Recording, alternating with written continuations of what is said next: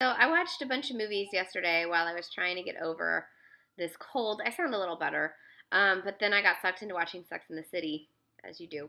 So I didn't do my video reviews for these.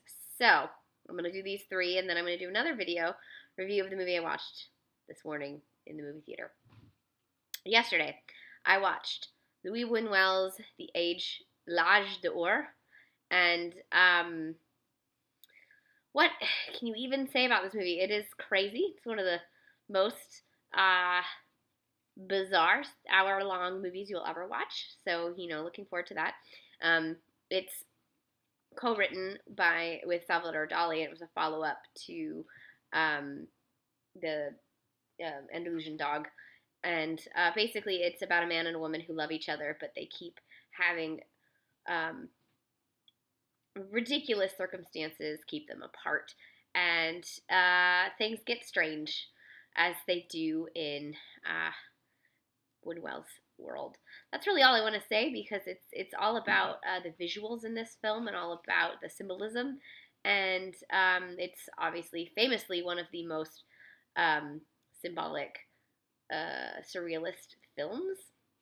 You can definitely see that Buñuel is still learning to create film. You can also see that film is new, and specifically sound film is new. And so he's playing with sound effects in really interesting ways, but it's sort of primitive. But I almost think the primitive was not purposeful. But it's hard to tell.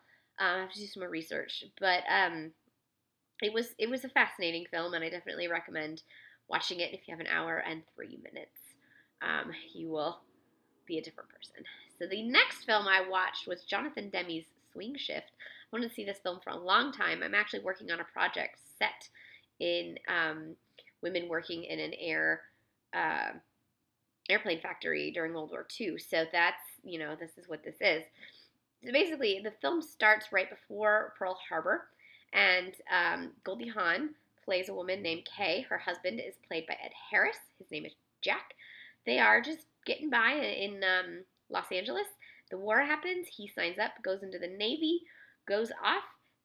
She decides to get a job working as a riveter, Rosie the Riveter, to really make ends meet. While there, she makes friends with her neighbor, played by Christine Lahti, who was nominated for an Oscar for her performance in this film, as well as women like Holly Hunter in one of her early roles.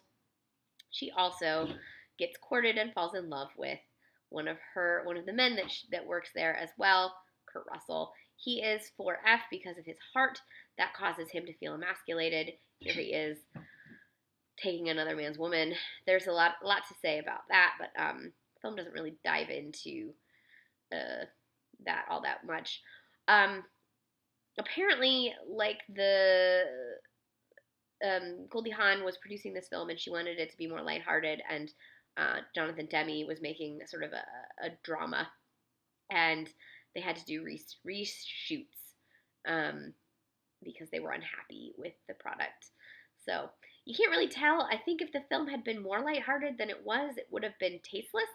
So I'm kind of glad that it was sort of the line between drama and comedy. Oh, also Fred Ward's in it, playing a man named Biscuits. So do that with what you will.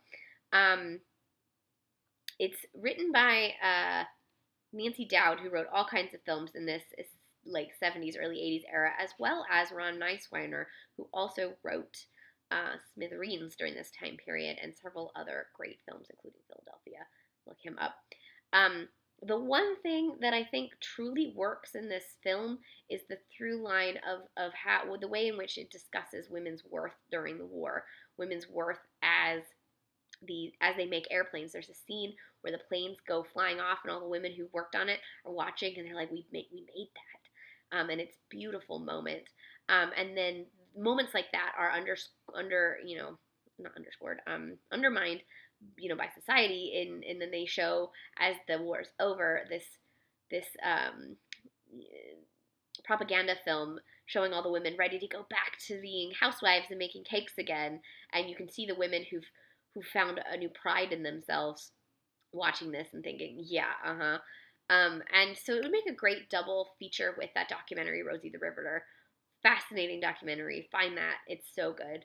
And then at the very end, you know, after some struggle with their friendship, the main core changing thing in Kay's life is becoming friends with Hazel, Christine Latty, and finding that they have worth. And so it ends with them hugging each other and saying they did it. And it's a really beautiful moment.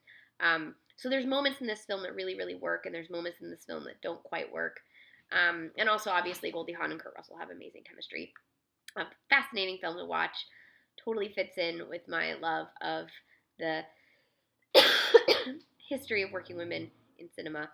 So let's check this one out. The last one I watched is called The Duke is Tops. It's from 1938. It was re-released in 1942 as The Bronze Venus. It stars Lena Horne and Ralph Cooper. Ralph Cooper is a producer who, in a small town place, he's got Lena Horne. She's the star there. Some promoters think she'll be a bigger star in New York, so they try to take her to New York to be a big star, but she won't leave him, so he makes her think that he's cheated on her and that he just, you know, doesn't care about her, so that she'll go off and be a big star, and then he ends up in a medicine show, and that's not good.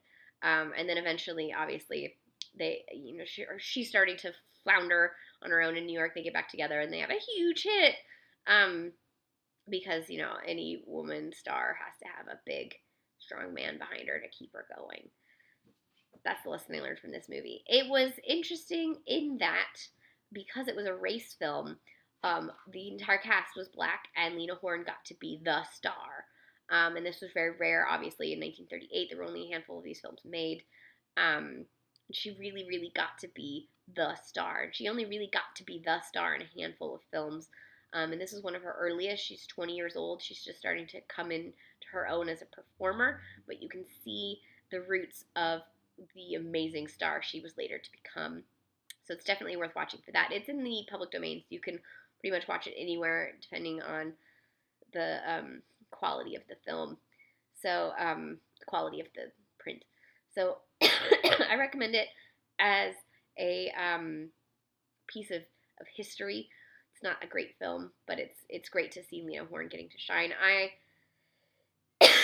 am dying, so I have to finish this review. Check these films out.